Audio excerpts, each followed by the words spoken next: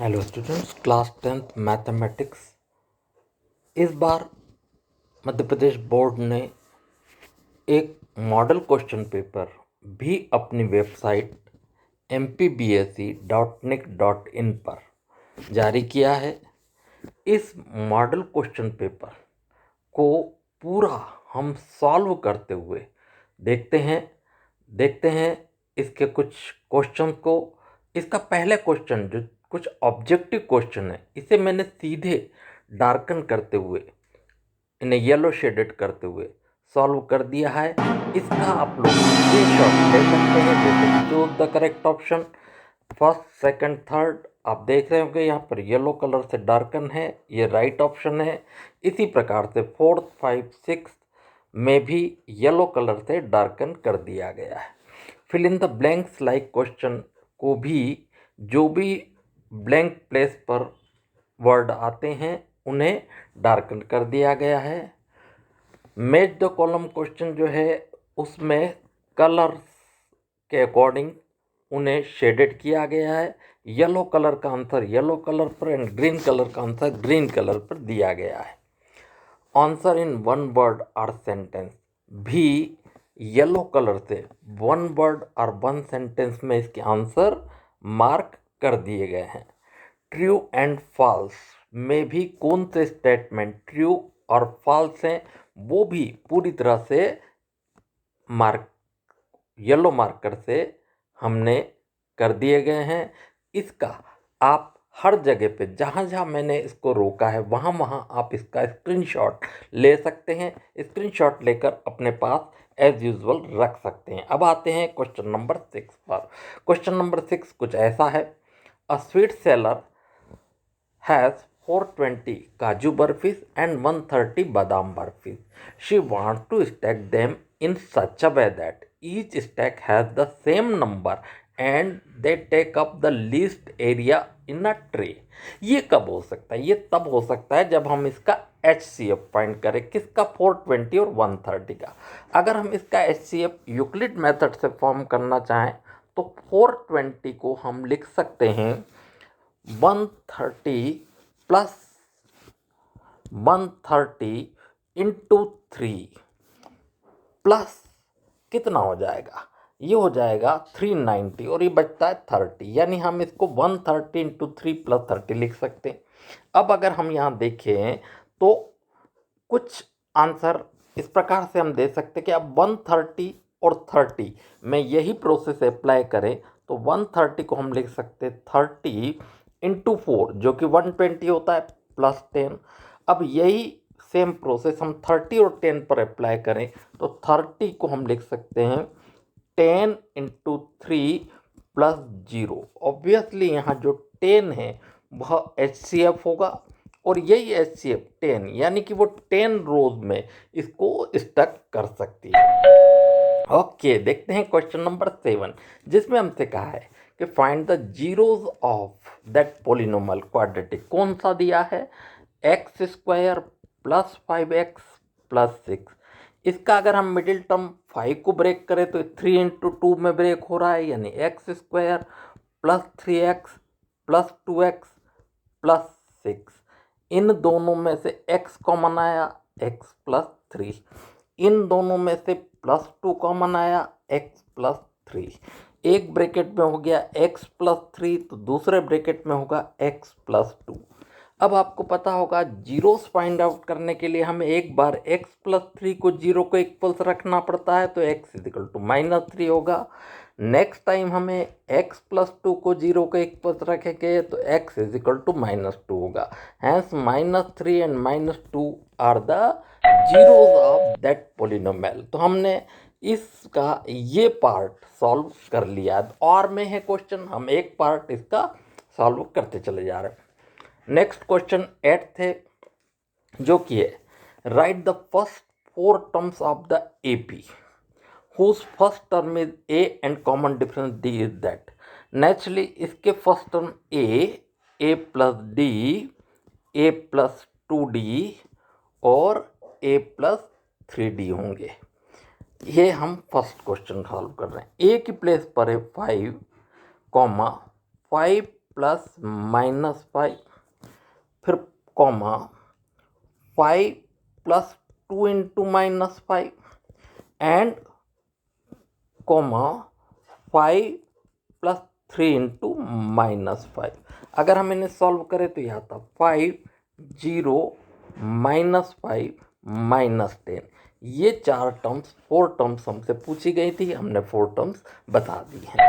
Okay, आगे देखते हैं। नेक्स्ट अब हमारे पास आता है क्वेश्चन नंबर 10, जो कि हमसे कह रहा है a 10 metre long ladder resting on a wall of 8 metre windows है उसकी, यानी अगर हम इसे ABC कंसिडर करें तो C पॉइंट पर विंडोज है जो 8 मीटर लॉन्ग हाइट पर है, जबकि लेडर की हाइट हमें 10 मीटर दी गई है। अगर हम इसे सॉल्व करना चाहें तो पाइथागोरस थ्योरम अप्लाई कर सकते हैं। पाइथागोरस थ्योरम कहता है AB² इज इक्वल टू होगा AC² माइनस BC²। ऑब्वियसली अगर हम देखें तो AC है 10, सो 10 का स्क्वायर माइनस 8 का स्क्वायर, 10 का स्क्वायर 100 माइनस 64 दैट इज 36। ये आया AB का स्क्वायर, हमें AB फाइंड आउट करना। AB is equal to square root of 36 which is 6 metre, यानी इसका आंसर 6 मीटर आएगा। ओके, आगे देखते हैं। नेक्स्ट अगर हम देखते हैं find the value of K if point A, B और C दे रखें। इसको हमने सीधा सॉल्व करके बताया है, क्योंकि इसका फार्मूले की लेंथ बड़ी होती है इसलिए स्पेस ज़्यादा लगेगा, इसे मैंने डायरेक्ट सॉल्व किया है। आप देख सकते फार्मूला अप्लाई किया। चूँकि कोलिनियर पॉइंट्स में एरिया 0 होता है इसलिए 0 रखते हुए हम सॉल्व करते हैं तो K इज इक्वल टू 0 आता है। आप इसका स्क्रीनशॉट ले सकते हैं। नेक्स्ट अगर हम देखें तो 11th क्वेश्चन का हम सेकंड पॉइंट देखते हैं। In what ratio does the point -46 divide the segment joining point A and B। A और B ये 2 पॉइंट्स हैं। एक है A जिसके कोऑर्डिनेट हमें -6, 10 गिवन है। एक पॉइंट है B जिसके कोऑर्डिनेट हमें 3, -8 गिवन है। यहाँ पर कोई पॉइंट C है जिसके कोऑर्डिनेट -4, 6 भी दिए हैं।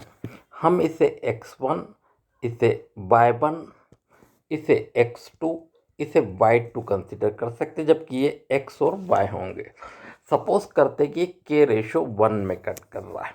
अगर k रेशो 1 में कट करता है तो इसका m1 और m2 का फार्मूला अगर हम देखें तो m1x2 plus m2x1 whole divided by m1 plus m2, ये फार्मूला अप्लाई किया। इस अकॉर्डिंग x की प्लेस पे हमें -4 is equal to m1 means k into x2 means 3 into 3, फिर plus 1 into -6 whole divided by k plus 1। जब हम इसका क्रॉस मल्टीप्लिकेशन करेंगे तो -4 के साथ k प्लस 1 हो जाएगा, जो हो जाएगा -4k -4 is equal to 3k -6।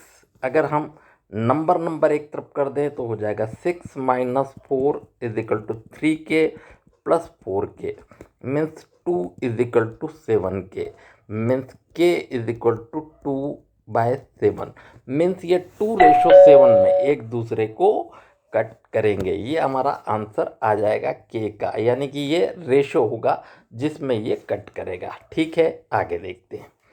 Next है 12th क्वेश्चन, जिसका हम सेकंड पार्ट अगर सॉल्व करने की कोशिश करें तो हमें दिया sec 4a is equal to cosec a -20।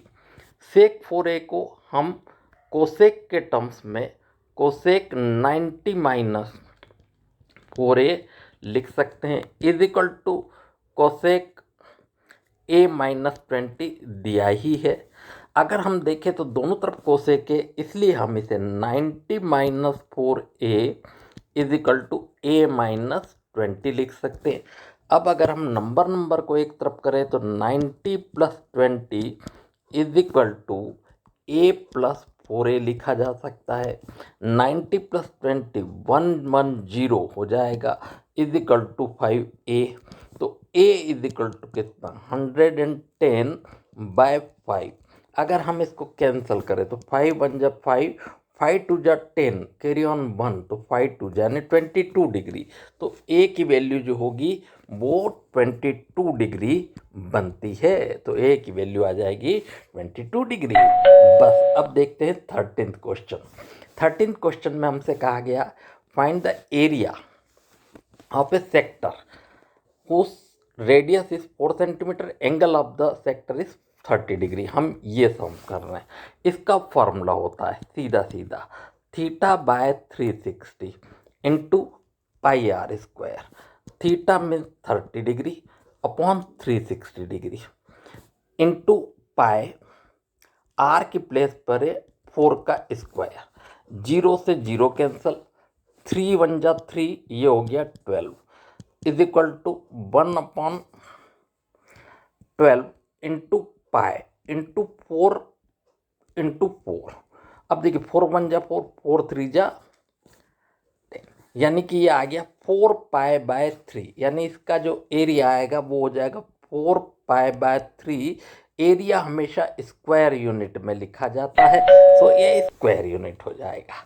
Next देखते हैं जो कि कुछ इस प्रकार से है कि a box contains 5 red marble, 8 white marble and 4 green marble. One marble is drawn at random from the box. What is the probability that the marble is not green? पहले हम green की probability कैलकुलेट करें। green आए इसकी probability क्या होगी? probability का formula होता है ऑप्टिमम, यानी कि जो हमें चाहिए optimum outcomes upon total outcomes. Favourable outcomes हमारा कितना है, ग्रीन कितनी मार्बल है 4, टोटल कितनी है 5 + 8 + 4 कितना हो जाएगा 4 और बाय 17। ये तो इस बात की प्रोबेबिलिटी हुई कि ग्रीन आए, लेकिन हमसे पूछा जा रहा है कि ग्रीन ना आए उसकी प्रोबेबिलिटी। उसकी प्रोबेबिलिटी मीन्स अगर हम इस प्रोबेबिलिटी को PA कंसीडर करें तो हमसे पूछा जा रहा है PA बार, और PA bar is equal to होता 1 - 4/17। एलसीएम आएगा 17, ये हो जाएगा 17 - 4 दैट इज 13/17। यानी इस बात की प्रोबेबिलिटी 13/17 होगी। बस ये सम फिनिश होता है। अब 15 सम देखते हैं। Find the probability of getting a head when coin is tossed once, also find the probability of getting tail. Head आने की प्रोबेबिलिटी कितनी होगी, हेड कितने टाइम्स होता है किसी कॉइन पे 1 टाइम्स, टोटल क्या हो सकता है head and tail, so it is 2, 1/2 होती है हेड आने की। टेल आने की कितनी 1 - 1/2 इज इक्वल टू एलसीएम आया 2, तो 2 - 1 अगेन 1/2, यानी हेड आने की भी 1/2 और टेल आने की भी 1/2। इस प्रकार से आपका ये क्वेश्चन फिनिश होता है। देखिए 2 मार्क्स के क्वेश्चन 15 तक है, ये 2 मार्क्स से रिलेटेड क्वेश्चन फिनिश हो जाते हैं। बाकी बड़े क्वेश्चन में भी कुछ नहीं है, देखते हैं जरा आंसर और आगे। हमसे 16 जो कि 3 मार्क्स क्वेश्चन में आते हैं। Solve the equation 6x² - x - 2 is equal to 0। इसका हम अगर मिडिल टर्म को ब्रेक करना चाहे तो 6 2 जा 12, 12 यानी 4 और 3 में ये ब्रेक हो सकता है। 6x² - 4x + 3x - 2 is equal to 0। हम इन दोनों में से 2x कॉमन लें तो ये आ जाएगा 3x - 2। हम इन दोनों में से +1 कॉमन लें तो आएगा 3x - 2 इज इक्वल टू 0। यानी कि 3x - 2 पूरा कॉमन ले ले तो ये आएगा 2x + 1 इज इक्वल टू 0। एक बार हम रखेंगे 3x - 2 इज इक्वल टू 0। जब हम 3x - 2 इज इक्वल टू 0 रखेंगे तो 3x इज इक्वल टू 2 होगा, और 3x इज इक्वल टू 2 तो x इज इक्वल टू 2/3। दूसरी बार हम रखेंगे 2x + 1 इज इक्वल टू 0, यानी कि 2x इज इक्वल टू -1, यानी x इज इक्वल टू आएगा -1/2। तो इसके जो आंसर आएंगे, एक आएगा 2/3 और एक आएगा -1/2, यानी इसके जो एक +2/3 और एक है -1/2, ये इसके सॉल्यूशन हो जाएंगे। यानी ये 3 मार्क्स का क्वेश्चन था और कितनी आसानी से सॉल्व हो गया है। अब देखते हैं अगला, ये भी 3 मार्क्स का क्वेश्चन है और क्वेश्चन कहता how many 2 digit number are divided by 5। 5 से डिवाइड होने वाले नंबर कौन से होंगे? 5, 10, 15। 2 digit number, last 2 digit number कौन सा होगा? 95, क्योंकि 100 तो 3 डिजिट नंबर है। यानी a = 5 और l = 95 हुआ, d = 10 - 5 यानी कि 5 हुआ। l का फॉर्मूला है a + n-1 × d। l कितना है? l है 95 = 5 + n-1 × 5।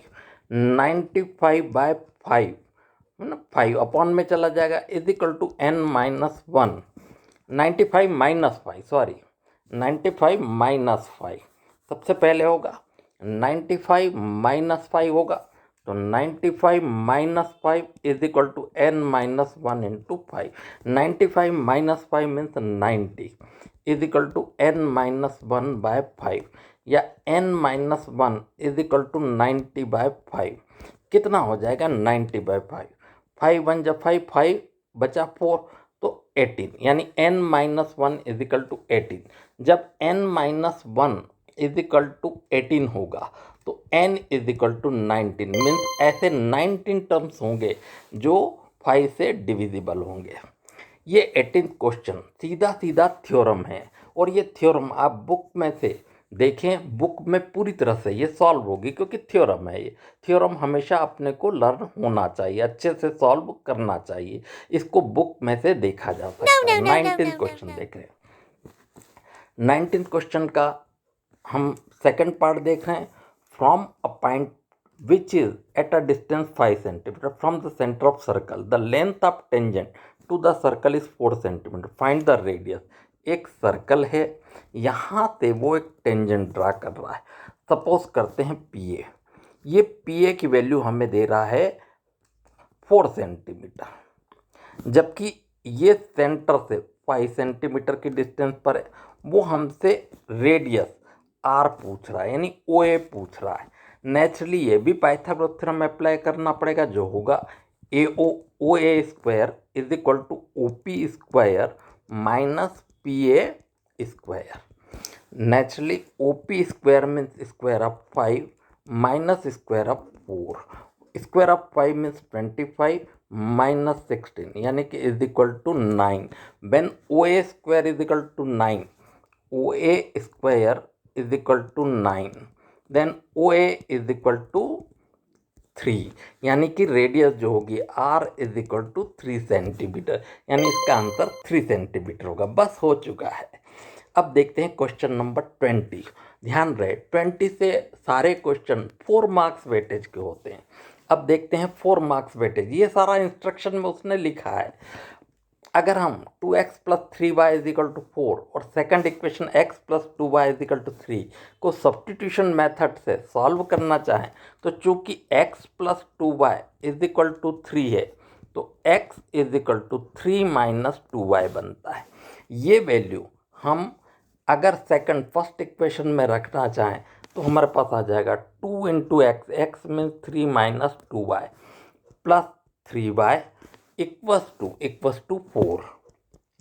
नेचुरली सॉल्व किया, 6 - 4y प्लस 3y = 4 या 6 - 4 = -4y plus 3y, minus y होगा जो उधर जाके y बन जाएगा। 6 - 4 = 2, यानी 2 = y। y की वैल्यू आ गई 2।